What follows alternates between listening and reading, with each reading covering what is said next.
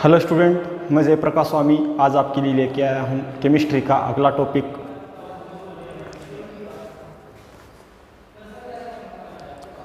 चलिए आज हम बात करेंगे। हमने पिछले वीडियो के अंदर कक्षकों की आकृति के बारे में अध्ययन किया था कि कक्षकों की आकृति जो होती है वो किस प्रकार से होती है। ठीक है, तो चारों ऑर्बिटल की आकृति के बारे में मैंने आपके से डिस्कशन किया था कि जो एस कक्षक होता है इसकी आकृति होती है गोलाकार। ठीक है, एस कक्षक की आकृति कैसी होती है? गोलाकार होती है। पी कक्षक जो होता है उसकी आकृति होती है आपकी डंबलाकार। पी कक्षक की आकृति होती है आपकी डंबलाकार। डी कक्षक जो होता है उसकी आकृति आपकी होती है द्विडंबलाकार।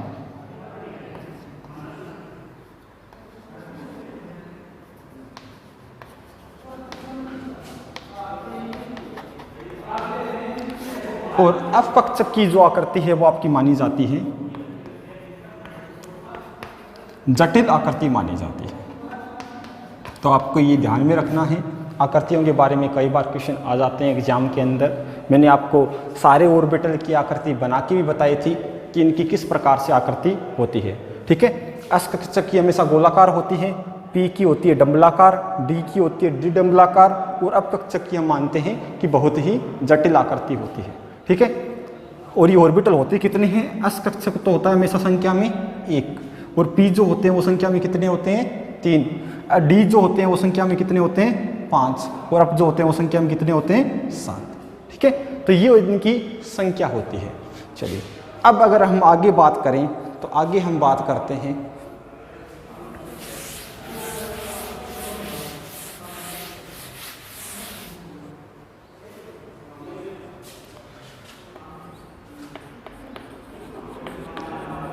नाभिक के बाहर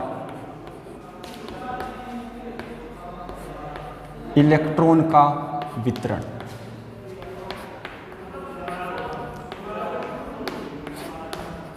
नाभिक के बाहर इलेक्ट्रॉन का वितरण किस प्रकार से होता है इसके बारे में हम बात करेंगे।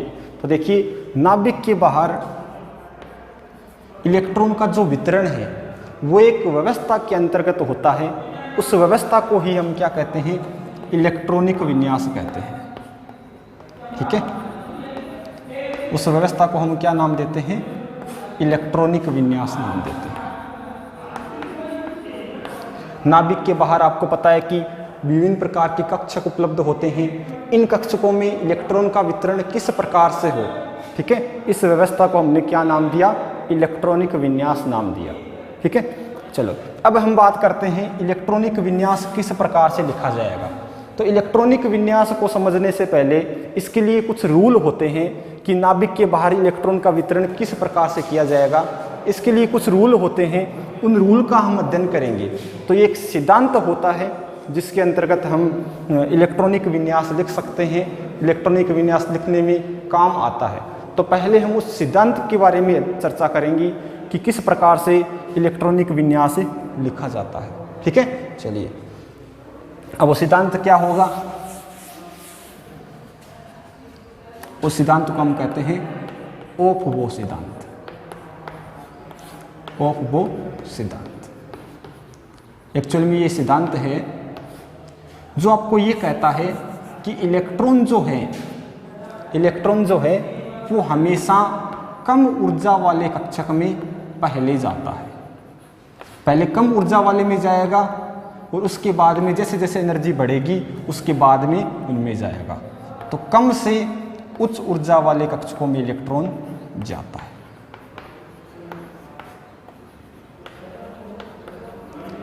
ठीक है, ओफ-बो सिद्धांत हमें क्या बताता है कि इलेक्ट्रॉन जब कक्षकों में भरा जाएगा तो वो सबसे कम ऊर्जा जिसकी होगी उसमें पहले भरा जाता है और ज़्यादा ऊर्जा जिसकी होती है उसमें बाद में भरा जाता है। तो ये हमें डिसाइड करना होगा कि कम ऊर्जा वाला कक्षक कौन सा है और ज़्यादा ऊर्जा वाला कक्षक कौन सा है। ठीक है, अब देखिए आप इस रूल को, इस सिद्धांत को समझाने के लिए 3 नियम आते हैं इसके अंतर्गत। तो वो 3 नियम कौन कौन से हैं उसके बारे में भी हम चर्चा कर लेते हैं। तो देखिए वो 3 नियम कौन कौन से हैं। तो आपका पहला नियम है पाउली का अपवर्जन सिद्धांत। पाउली का कौन सा सिद्धांत है? अपवर्जन सिद्धांत, या अपवर्जन नियम भी कह सकते हो आप इसको, पाउली का अपवर्जन नियम। दूसरा आपका आता है हुंड का अधिकतम बहुलता का सिद्धांत या अधिकतम बहुलता का नियम।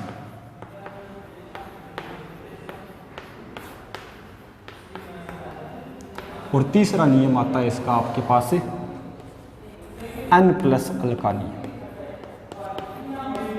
ठीक है, इन तीनों नियमों के बारे में हमें अध्ययन करना है इस ओप्पो सिद्धांत को समझने के लिए।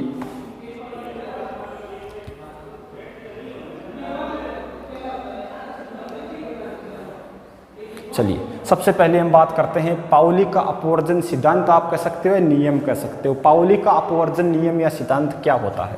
ठीक है, देखिए पाउली का अपवर्जन सिद्धांत ये कहता है कि कोई भी दो इलेक्ट्रॉन हैं, ठीक है, कोई भी दो इलेक्ट्रॉन हैं तो इनके लिए, कोई भी दो इलेक्ट्रॉन के लिए जो इनकी चारों क्वांटम संख्याएं हैं, क्वांटम संख्या 4 प्रकार की होती है, ये मैंने आपको बताया था कौन कौन सी होती है। पहली होती है मुख्य क्वांटम संख्या जिसको हमें अन से डिनोट करते हैं। दूसरी है आपकी दिगंशी क्वांटम संख्या जिसको आप स्मॉल l से डिनोट करते हैं। तीसरी है आपकी चुंबकीय क्वांटम संख्या जिसको हम स्मॉल m से डिनोट करते हैं। और चौथी है आपकी चक्रण क्वांटम संख्या जिसको आप स्मॉल h से डिनोट करते हैं।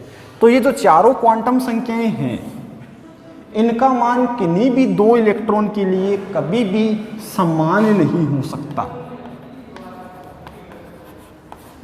किसी भी चारों क्वांटम संख्याओं का मान किन्हीं भी दो इलेक्ट्रॉन के लिए कभी भी समान नहीं हो सकता। हो सकता है कि 3 क्वांटम संख्या का मान समान हो जाए, 3 क्वांटम संख्या का मान क्या हो जाए? समान हो जाए, लेकिन चौथे का मान क्या होगा?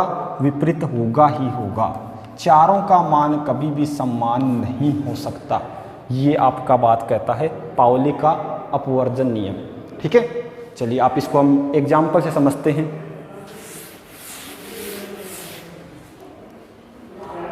देखिए मैं आपको सोडियम का इलेक्ट्रॉनिक विन्यास लिखता हूं। ठीक है, सोडियम का क्या होता है? 1s2 2s2 2p6 3s1।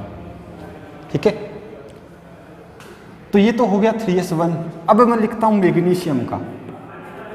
Magnesium का क्या हो गया? 1s2 2s2 2p6 3s2 हो गया। तो इसका अगर मैं इसका इलेक्ट्रॉन बनाना चाहूँ तो ये क्या हो जाता है? इस प्रकार से होता है। अब इसका मैं अगर बनाना चाहूँ तो दूसरा इलेक्ट्रॉन और आ जाएगा और वो ये आ जाएगा। तो अब हम इन दोनों इलेक्ट्रॉन की बात करते हैं। ठीक है, तो अगर मेरे को इसको चारों क्वांटम संख्याओं का मान लिखना होगा, अगर मैं इसकी चारों क्वांटम संख्याओं का मान लिखूंगा तो क्वांटम संख्या आपको लिखनी मैंने बता रखी है। ठीक है, किस प्रकार से लिखते हैं? चलो इसकी बात करते हैं। तो इसके लिए n का मान क्या हो जाएगा? कितना हो जाता है? मैंने आपको बताया था जब भी इलेक्ट्रॉनिक विन्यास लिखते हो तो इसमें ये जो ऑर्बिटल की आगे जो संख्या लिखी होती है इसको हम क्या कहते हैं? मुख्य क्वांटम संख्या। और इसको हम किससे डिनोट करेंगे? स्मॉल n से डिनोट करेंगे। ठीक है, दूसरी मैं करता हूँ l का मान। तो l का मान इसके लिए क्या आ जाएगा? 0 आ जाएगा। s ऑर्बिटल के लिए l का मान क्या होता है? हमेशा 0 होता है। m का मान भी बात करूँ तो m का मान भी s ऑर्बिटल के लिए क्या होता है? हमेशा 0 होता है। ठीक है, अब मैं बात करता हूँ s की वैल्यू। s का मान, ये एक इलेक्ट्रॉन है, इसका चक्रण कैसा होगा? क्लॉकवाइज होगा, इसलिए मैं इसको क्या लिख देता हूँ? +½ लिख देता हूँ। ठीक है, इसकी चारों क्वांटम संख्याओं का मान हो गया। चलो दूसरी मैं बात करता हूँ। अगर मैं इसके लिए लिखना चाहूँ तो इसके लिए भी क्या आ जाएगा? n का मान तो 3 ही आएगा, l का मान भी 0 आएगा, m का मान भी 0 आएगा, लेकिन s का मान क्या होगा? यहाँ पे -½ होगा। तो देख लीजिए आप, 3 क्वांटम संख्याओं के मान तो यहाँ पे दोनों के सेम हैं, लेकिन यहाँ पे चौथी क्वांटम संख्या का मान क्या हो गया? विपरीत हो गया। तो किन्हीं भी दो इलेक्ट्रॉन के लिए चारों क्वांटम संख्याओं का मान कभी भी सेम नहीं हो सकता। या मैं दूसरी बात कहता हूं कि जो दो इलेक्ट्रॉन एक कक्षक के अंदर होते हैं, इन दोनों का जो चक्रण होता है वो हमेशा विपरीत होता है, समान नहीं होता। ये समान होता तो मैं इन दोनों के लिए ही प्लस प्लस लिख देता, लेकिन दोनों का जो चक्रण है वो कभी भी समान नहीं होता और विपरीत होता है। इसी को हम क्या कहते हैं, पाउली का अपवर्जन सिद्धांत। ठीक है, तो ये आपका हो गया पाउली का अपवर्जन सिद्धांत या नियम। चलिए दूसरी मैं बात करता हूं इसके अंदर,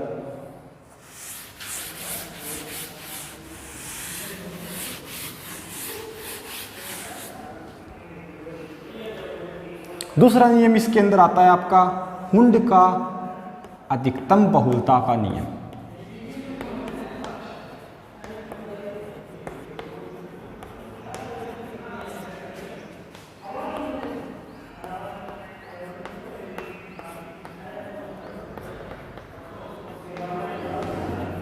अब इस नियम को आप एक एग्जाम्पल के थ्रू समझिए। जैसे मान लो नाइट्रोजन है, ठीक है, नाइट्रोजन का परमाणु क्रमांक कितना होता है, 7 होता है। ठीक है, नाइट्रोजन का परमाणु क्रमांक होता है 7। ये ऑर्बिटल आपका 1s हो गया, ये ऑर्बिटल आपका 2s हो गया। अब बात आती है 2p ऑर्बिटल की।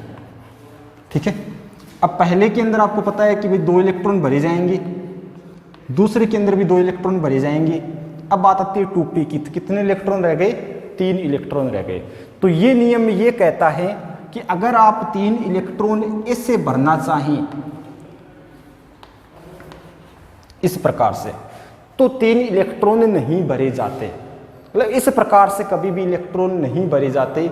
ये नियम ये बात कहता है कि इलेक्ट्रॉन का जो युग्मन है, कोई भी कक्षक में इलेक्ट्रॉन का युग्मन वो तब तक नहीं हो सकता जब तक सभी रिक्त कक्षक में एक एक इलेक्ट्रॉन ना आ जाए। मतलब ये जो इलेक्ट्रॉन का युग्मन मैंने यहाँ पे करवाया है वो गलत करवाया है। इस प्रकार से इलेक्ट्रॉन का युग्मन तब तक नहीं होगा जब तक सभी रिक्त कक्षक में एक एक इलेक्ट्रॉन न आ जाए। तो इसका सही विन्यास क्या होता है, इसका सही विन्यास आपका होगा ये वाला, एक इसमें जाएगा, एक इसमें जाएगा, फिर एक इसमें जाएगा। तो जो 3 इलेक्ट्रॉन हैं वो इस प्रकार से भरे जाते हैं, इस प्रकार से नहीं भरे जाते। ये जो नियम है इसको हम कहते हैं हुंड का अधिकतम बहुलता का नियम। ठीक है, एक एग्जांपल से और बताता हूं आपको।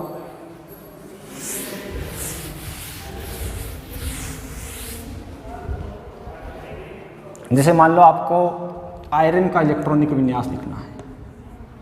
ठीक है, आयरन का इलेक्ट्रॉनिक विन्यास लिख दें हम, तो आयरन का इलेक्ट्रॉनिक विन्यास क्या होता है, 18 नंबर पे तो आती है ऑर्गन। ठीक है, अक्रिय गैस आती है। इसके बाद में आता है 3d6 4s2। इन दोनों ऑर्बिटल को मैं बना देता हूँ। ये देखिए आप, ये 4s के अंदर तो 2 इलेक्ट्रॉन भरे गए, लेकिन 3d के अंदर इलेक्ट्रॉन कैसे भरे जाते हैं। अगर हुंड के नियम की विपरीत अगर बात करें तो इलेक्ट्रॉन हम इस प्रकार से भर सकते हैं, लेकिन ये बात हुंड का नियम नहीं कहता। हुंड का नियम कहता है कि अगर आप इस प्रकार से इलेक्ट्रॉन भर रहे हो तो वो गलत कर रहे हो। इलेक्ट्रॉन इस प्रकार से कभी नहीं भरे जाते। इलेक्ट्रॉन हमेशा, ये खाली कोष पड़े हैं, खाली रिक्त कक्षक पड़े हैं यहाँ पे, तो रिक्त कक्षक के होते आप इलेक्ट्रॉन की पेयरिंग क्यों करवा रहे हो, नहीं करवा सकते। तो आपको किस प्रकार से भरने पड़ेंगे, 6 इलेक्ट्रॉन भरने हैं, तो पहले 5 में एक एक इलेक्ट्रॉन आएगा, फिर आपको 6ठा इलेक्ट्रॉन भरना है तो वो आप यहाँ पे भर सकते हो। तो ये होता है आपका हुंड का अधिकतम बहुलता का नियम। ठीक है, चलिए अब हम बात करते हैं तीसरे नियम की।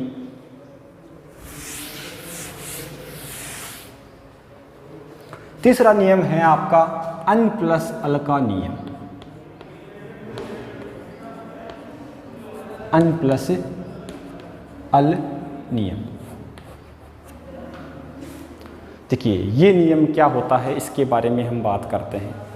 ये नियम ये कहता है कि कोई भी कक्षक हैं,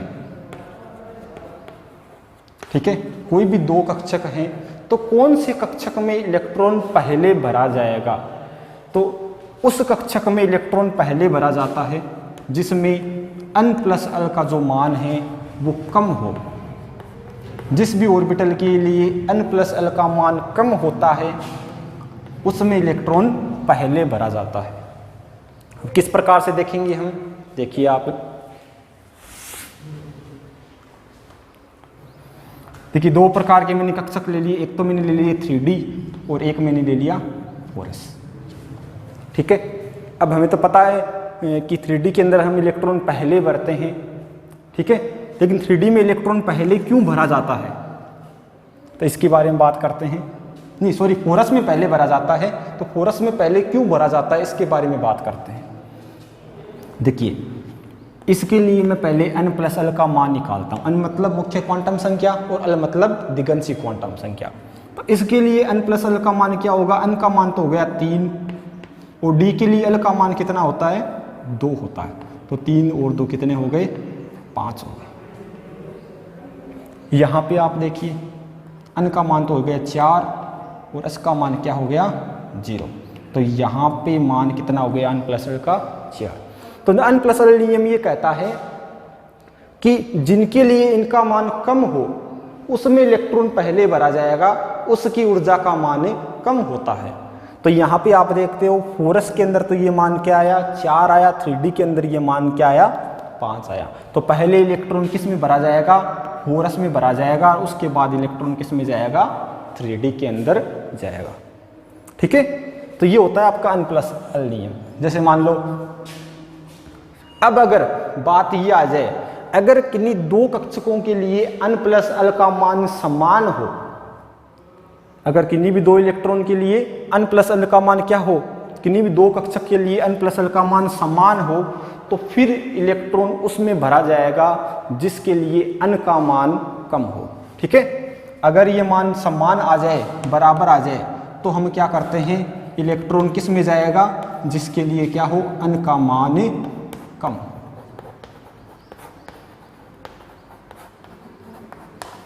ये लो, किस प्रकार से एक एग्जांपल बताता हूं आपको।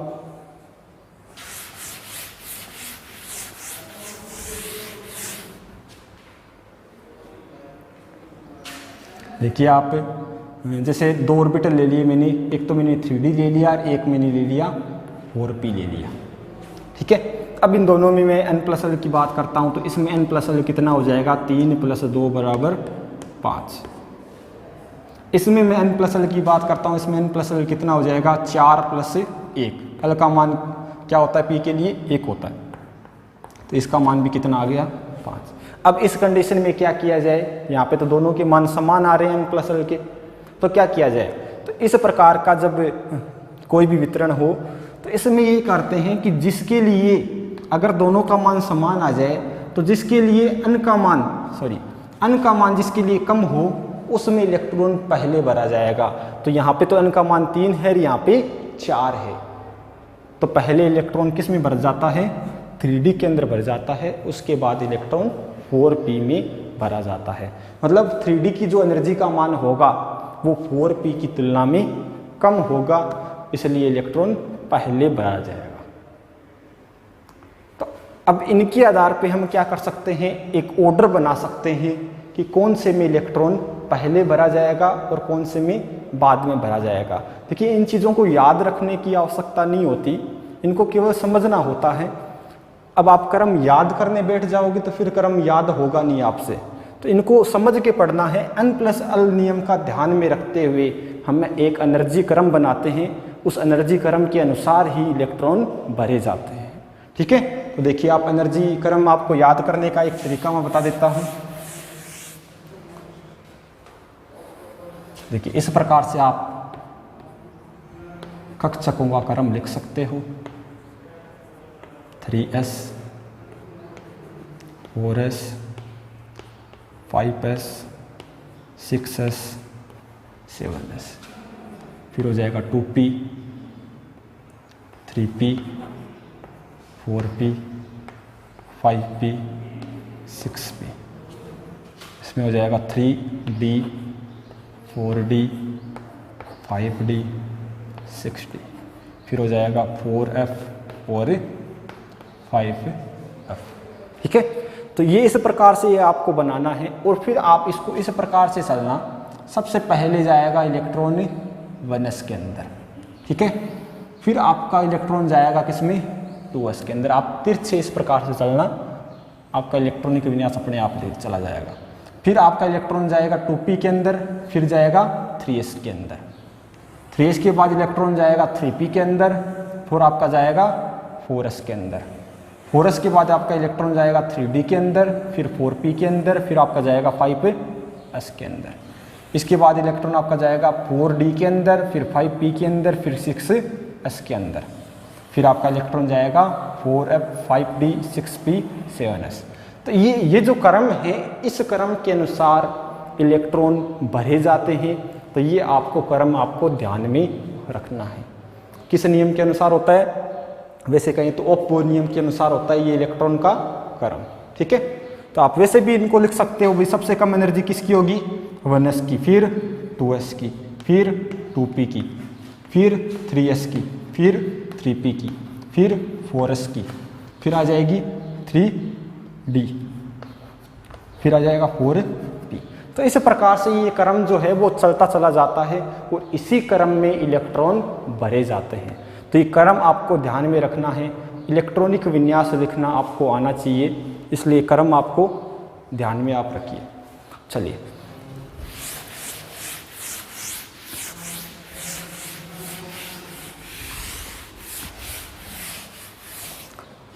तो ये आपका होता है N+L नियम, जिसके अनुसार आप इलेक्ट्रॉन का क्रम भर सकते हो। इलेक्ट्रॉनिक विन्यास मैंने आपको बता दिया क्या होता है। नाभिक के चारों ओर विभिन्न प्रकार के जो कक्षक होते हैं, उनमें जो इलेक्ट्रॉन भरने का जो व्यवस्था है, इलेक्ट्रॉन भरने का जो क्रम है, इस व्यवस्था को ही हम क्या कहते हैं? इलेक्ट्रॉनिक विन्यास कहते हैं। ठीक है, विन्यास किस प्रकार से भरे जाते हैं, इसके लिए मैंने आपको एक ये सिद्धांत बता दिया। इस सिद्धांत के अंदर ये 3 नियम हैं। सबसे ज़्यादा महत्वपूर्ण इसके अंदर आता है आपका N+L का नियम, जिसके अनुसार हम ऊर्जा का ऑर्डर डिसाइड करते हैं कि किसकी ऊर्जा कम होगी और किसकी ज़्यादा होगी। जिसकी ऊर्जा का मान कम होगा उसमें इलेक्ट्रॉन को पहले भरा जाएगा। ठीक है।